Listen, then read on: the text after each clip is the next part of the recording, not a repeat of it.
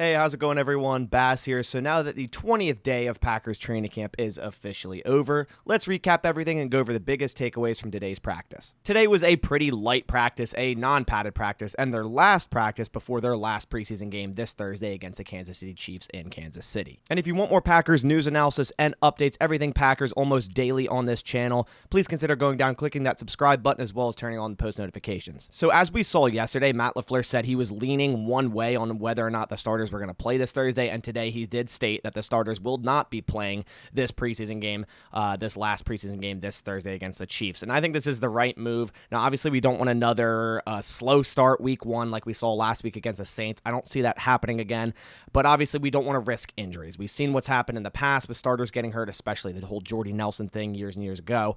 We don't want that. Even if the starters were to play 3 drives, a freak accident can still happen to a high-quality starter, and we definitely do not want that. Obviously, I want to see more snaps with Aaron Rodgers, with Christian Watson, Romeo Doubs, and Samori Toure, and the new receivers such as Sammy Watkins. But that's just going to have to wait for the regular season. I think all of these guys will end up getting on the same page and rapport with Aaron Rodgers. It's just they're not going to get snaps together in a preseason game. And speaking of Christian Watson, Matt LaFleur said if he's ready to go, he will be playing in this preseason game, and all signs have been pointing to that. He's been in team drills the last 3 days, including today, and he's looked very good. So expect Christian Watson to play this Thursday in Kansas City with Jordan Love throwing him the ball. We'll be really excited to see Christian Watson, Romeo Doubs, and Samori Toure all in this game for the first time. Now moving on to the roster moves for today, and there was a decent bit to go over. The Packers have made a trade. They have traded offensive lineman Cole Van Lanen out of Wisconsin to the Jacksonville Jaguars for an undisclosed draft pick, and we've seen less and less of him since the start of training camp. The start of training camp, he seems like he was getting a lot of snaps, and then that's kind of dwindled over time. So this made sense here for a guy they likely were going to cut anyways. It seems they have liked other linemen over him, such as Caleb Jones, Zach Tom, Jake Hansen, and Josh Nijman. This is likely a conditional 7th-round draft choice, but like I said, they're probably going to cut him anyways, so to get something potentially back in return is good. The Packers have also waived/injured safety Vernon Scott. Tough break for a guy who's been playing pretty well this entirety of training camp, fighting for that safety number 3 spot. We saw him go down with the injury in that Saints game, looked pretty bad, that shoulder injury, so likely this was a long-term injury, and if no one claims him, he will revert back to the Packers IR and could potentially be back on the roster later in this season. But now the Packers are even more thin at depth safety, and I still think a veteran signing, whether that happens when more cutdowns happen from other teams and a player becomes available that the Packers do like, or a trade, I think that has to happen. I think the Packers are super thin at safety right now. The Packers have also placed running back Kylan Hill on the official PUP, meaning he will miss at least the first 4 games of the regular season, and I'm actually a little bit surprised by this. A couple weeks ago, looking at Kylan Hill's rehab clips, he looked really good and ahead of pretty much everyone else. At least that's what I thought. He must have had some type of setback, but this does open the door for Tyler Goodson to be that running back 3. I think he will earn that spot over Patrick Taylor and Dexter Williams. I've been saying this for months. I'm very high on Tyler Goodson. I think the Packers will carry 3 running backs into the season, into the 53-man roster, and Tyler Goodson will be the 3rd. But now the Packers roster is officially at 80 players. The deadline to get down to 80 was today, and they have done that. By next Tuesday, the Packers will have to cut 27 more players to get that roster down to 53. But of course, 16 of them will be returning to the practice squad, or other players that are cut off other teams will be added to the practice squad. But nonetheless, they have to be at 53 by next Tuesday. As for some injury updates today, David Bakhtiari was not practicing today, but nothing to be worried about. This was a planned off day. They didn't want to practice him 3 days in a row. This is part of his ramp up process, so it was not a setback. And I know we've said this before, but it is said to definitely not be a setback. 2 new additions on the injury report. Cornerback Rico Gafford was out today with an ankle injury, and tight end Sal Cannella out with a knee injury. And again, no team drills for both Elton Jenkins and Robert Tonyan today as well. As today was a non-padded light practice, there are just some team drill takeaways to go over real quick, and we'll start with the offense.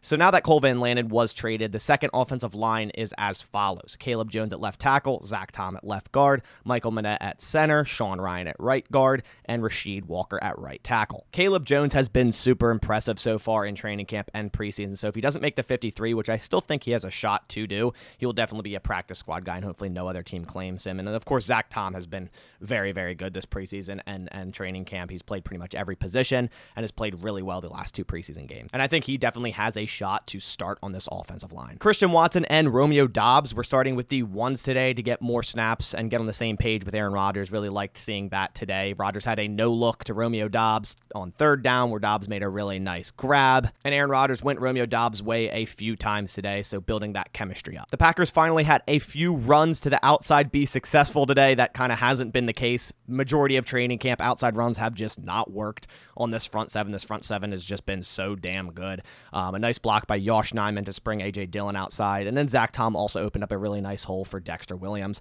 The running was a bit better today than it has been in the past. And Tyler Davis finally had a nice day of practice. We've known he's had a very rough training camp so far in preseason. It seems every day he's been making either a false start or another mistake, and then of course the tipped pass in the first preseason game that ended up an interception, and then the fumble in the second preseason game. And the Packers still said they have a lot of confidence in Tyler Davis and really like what he brings, especially on special teams. The way Matt LaFleur talks about him, I know not many people want to hear it, but Tyler Davis is likely still going to make this 53-man roster, in my opinion. I think they really like what they have with him on special teams, at least. Now, he is a fourth tight end, so you wouldn't see him on offense, to begin with, unless Robert Tonyan wasn't ready to go, but I think he will be, so he would be the fourth string tight end anyway, so you wouldn't see him much on offense to begin with, so I think they're just going to keep him on the 53 in terms of special teams, and I think that's exactly what will happen. He had a nice catch from Love over the middle, he had a touchdown from Aaron Rodgers on a no-look pass, and then also another touchdown from Jordan Love today, so he had a really nice day today. And then finally on offense, Randall Cobb with another really nice practice today. He had a great practice yesterday and a great practice today as well. Then moving over to defense, I have a few takeaways today. The biggest one was Rasul Douglas played some safety today next to Adrian Amos, obviously with Darnell Savage still out. They cut Vernon Scott. So obviously this safety depth has been an issue. Putting Rasul Douglas back there is definitely a veteran move. Them doing so put Kayshawn Nixon in at slot cornerback, and he's been pretty good this camp ever since coming back from injury. And Joe Barry said Rasul Douglas could pretty much play any position in the defensive backfield, and that's clearly showing. I think he is the temporary answer for the depth at safety, but I also think Rasul could play there in a pinch, say if one of Darnell Savage or Adrian Amos were to get hurt in the regular season. I think Rasul has the play style and the body type to be a safety. And then finally, Kabian Ento had a really, really nice interception on Jordan Love in the end zone today. The Packers practice ended today with some scout team looks, basically when some of the offensive players go on defense and vice versa, some of the defensive players go on offense. So we actually saw Aaron Rodgers playing some slot cornerback, and surprisingly, he actually almost had an interception on Jordan Love, but he dropped the pass. We had Jair Alexander at wide receiver, Aaron Jones at cornerback, and Caleb Jones at defensive tackle, which honestly, I think Caleb Jones honestly could play defensive tackle. That dude is just an absolute Goliath. Those are all the main takeaways I have from day 20 of Packers training camp practice. Again, non-padded, light day of practice, so not much happened today, but a lot of roster moves, a trade, and the Packers are continuing to cut their roster down. They play in Kansas City this Thursday, as I said. I will be streaming for that game starting at 7:45 Eastern, so make sure to come on over to my stream and hang out. After the Kansas City game, the Packers will have 2 more practices before next Tuesday, which is the cut downs to 53, so the next week or so will be very important for these back-end roster guys. But that about does it for this video. Hope you guys enjoyed this one. If you did, if you could please leave a like down below. It supports my channel a ton, but I'll catch you all in the next one. Thanks for watching, and as always, go Pack Go.